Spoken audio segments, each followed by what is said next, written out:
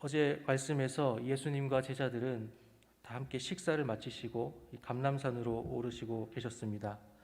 그 산을 오르시는 중에 예수님께서 제자들의 실족에 대해서 말씀하셨지요. 이 구약의 말씀을 인용하여서 예수님께서 말씀하셨는데, 하나님께서 목자를 치심으로 이 양들이 흩어진다는 그러한 말씀이셨습니다. 예수님께서는 양들의 죄로 인하여서 하나님의 진노를 산 목자와 같으셨습니다. 목자가 양들을 대신하여서 그 칼을 맞으신 것이지요. 베드로와 제자들이 하나같이 예수님의 말씀하시는 것을 듣고 자신들은 실족하지 않을 것이라 장담하였지만, 우리는 그 마지막의 모습들이, 제자들의 모습들이 어떠한지를 알고 있습니다.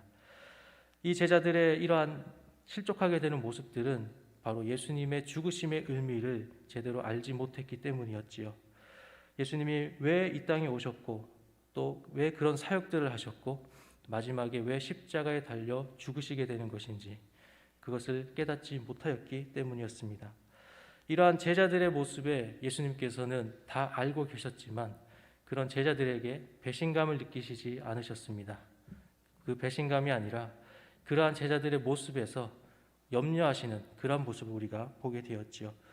이러한 예수 그리스도의 거룩한 희생과 하나님의 거룩하신 사랑이 없다라고 한다면 이러한 모습은 있을 수가 없었을 것입니다. 오늘은 예수님께서 제자들과 어제에 이어서 이 감람산을 오르실 때에 이 겟세마네에 도착하신 것을 말씀해 주고 있습니다. 오늘의 본문을 통해서 예수님은 기도하시는 모습을 우리에게 보여주고 계시지요. 오늘은 기도에 대하여서 함께 말씀을 나누도록 하겠습니다.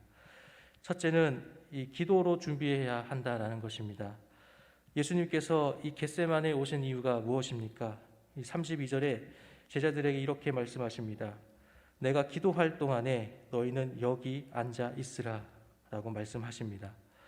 예수님께서 이 겟세마네에 오르신 이유가 바로 기도하시기 위해서라는 것이지요. 이제 예수님께서는 바로 십자가를 향하시기 전에 그 가운데에 놓여 있습니다. 가룟 유다가 사람들을 데리고 와서 예수님을 붙잡기 위해 다가올 그 시간이 이제 임박해 있는 것이지요. 이러한 긴박한 상황 가운데에 예수님이 하신 것은 바로 다른 것이 아니라 기도를 하시는 것이었습니다. 마가복음에서 예수님이 기도하시는 장면은 총 3번이 나옵니다. 예수님의 사역의 시작점에서, 또 사역의 중간쯤에서, 이제 이 마지막 겟세마네에서 예수님이 기도하시는 모습을 우리가 보게 됩니다. 앞에서의 2번의 그 기도에서는 예수님께서 홀로 기도하셨다고 한다면, 오늘 이 겟세마네에서는 예수님께서 제자들이 옆에 앉아 있으라라고 말씀하신 후에 기도하러 가시는 것을 우리가 보게 됩니다. 예수님께서 그 제자들을 또 옆에다 두시고 기도를 하시고 다시 오셨다가 제자들을 보시고 또 다시 가시고, 이것을 총 3번 하시는 것을 우리가 본문 말씀을 통해서 확인할 수가 있지요. 그 제자들을 볼 때마다 예수님은 말씀하셨습니다. 처음에는 앉아 있으라 말씀하셨고, 2번째는 여기에 머물러라 라고 말씀하셨습니다. 그리고 마지막 3번째는 깨어 있으라 라고 말씀하시는 것을 우리가 보게 됩니다. 이러한 예수님께서 하시는 이 말씀을 통하여서 이 제자들에게 무엇을 요구하시는지를 우리가 보게 되는 것이지요. 예수님은 제자들이 옆에서 깨어 있으므로 예수님이 하시는 것을 봄으로써 지금 예수님이 이 긴박해 있는 이 상황 가운데에서 예수님이 하셔야 할 것이 무엇인지를 보여주고자 하셨습니다. 그것은 바로 기도하시는 예수님의 모습이지요. 어떠한 긴박한 상황 가운데 있을지라도 어떤 일을 하기에 앞서서 바로 기도하는 것이 중요하다라는 것을 예수님께서는 직접적으로 보여주고 계신 것입니다. 기도의 중요성에 대해서 예수님께서 제자들에게 직접 가르쳐주고 계시는 것이지요. 예수님이 이 긴박한 상황 가운데서도 기도하는 모습을 통하여서 앞으로 이 제자들이 교회를 세워나가고 하나님의 나라를 확장하는 그 가운데에서 해야 할 가장 중요한 일이 바로 기도하는 것임을 제자들에게 보여주고 계신 것이었습니다. 이 2번째는 기도는 나의 뜻이 아니라 하나님의 뜻을 알아가는 과정임을 제자들에게 말씀해 주고 계십니다. 예수님이 하신 그 기도의 내용에 대해서 우리가 본문에서 확인할 수가 있지요. 36절에 이렇게 말씀합니다. 이르시되 아버지여, 아버지께는 모든 것이 가능하오니 이 잔을 내게서 옮기시옵소서. 그러나 나의 원대로 마시옵고 아버지의 원대로 하옵소서라고 예수님께서 기도하십니다. 처음에 그 기도의 내용이 무엇입니까? 모든 것을 하실 수 있는 아버지 하나님께 말씀하고 있습니다. 아빠 아버지여, 아버지께는 모든 것이 가능하오니 라고 말씀합니다. 그리고 이 잔을 내게서 옮기시옵소서라고 말씀하시지요. 이 예수님께서 하시는 이 기도의 말씀을 들어보면 예수님께서 이 닥치게 될 이 십자가 고난이 예수님에게 있어서 얼마나 지금 굉장히 마음 가운데 번뇌하고 있는 그런 가운데 있는 것을 우리가 알 수 있는 것이지요. 또 예수님께서 그 앞에서 보시는 예수님의 모습을 보게 되면 33절에는 놀라시며 슬퍼하사라고 성경에서 설명해 주고 있습니다. 그리고 34절에서 이 제자들을 향하여서 이렇게 말씀합니다. 내 마음이 심히 고민하여 죽게 되었으니 너희는 여기 머물러 깨어 있으라 라고 말씀하십니다. 놀라시며 슬퍼하사, 또 내 마음이 심히 고민하여 죽게 되었으니 라고 하시는 이 예수님의 이 표현과 또 예수님의 말씀하시는 것을 통하여서 예수님의 어떤 인간적인 어떤 번뇌하는 고뇌하는 모습을 우리가 보게 되는 것이지요. 그러나 이것은 예수님께서 느끼시는 단순한 인간적인 두려움만은 아니었습니다.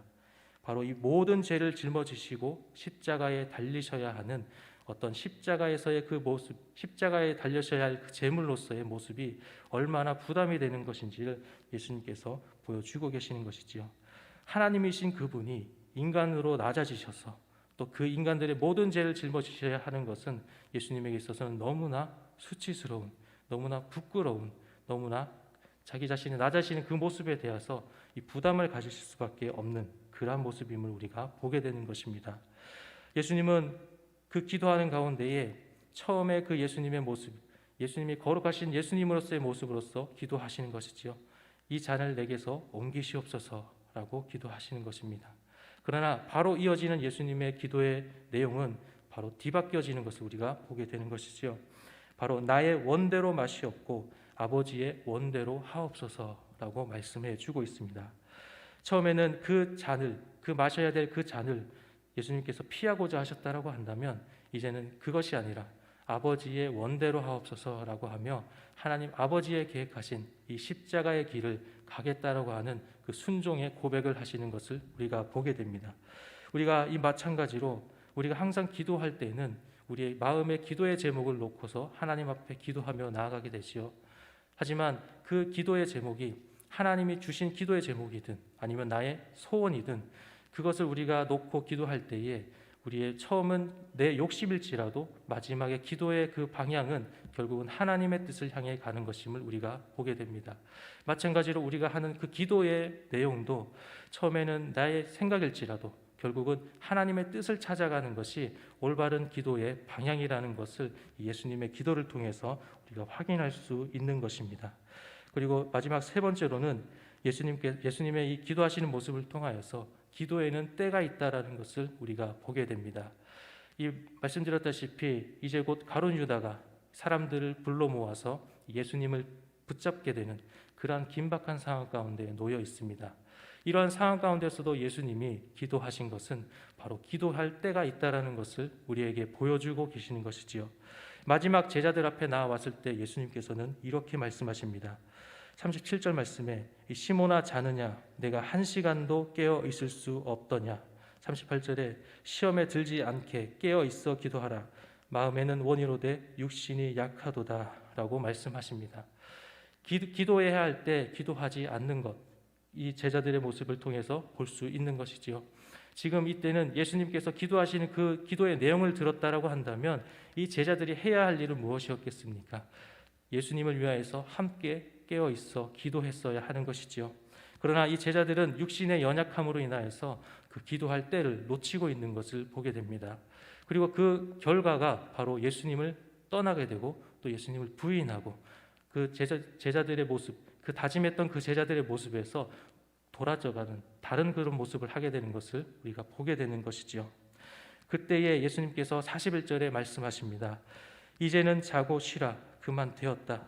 때가 왔도다. 보라 인자가 죄인의 손에 팔리느니라 라고 말씀하십니다. 이제는 그 가룟 유다가 사람들을 데리고 이제 올 것을 말씀해 주고 계시는 것이지요. 바로 이 기도에는 때가 있다라는 것을 예수님께서 이 말씀을 통해서 우리에게 보여주고 있는 것입니다. 오늘 말씀을 정리하겠습니다. 예수님께서는 이제 붙잡히시기 전, 이 십자가의 길을 향하여 가기 바로 그 전에 기도하는 모습을 우리에게 보여주고 계십니다.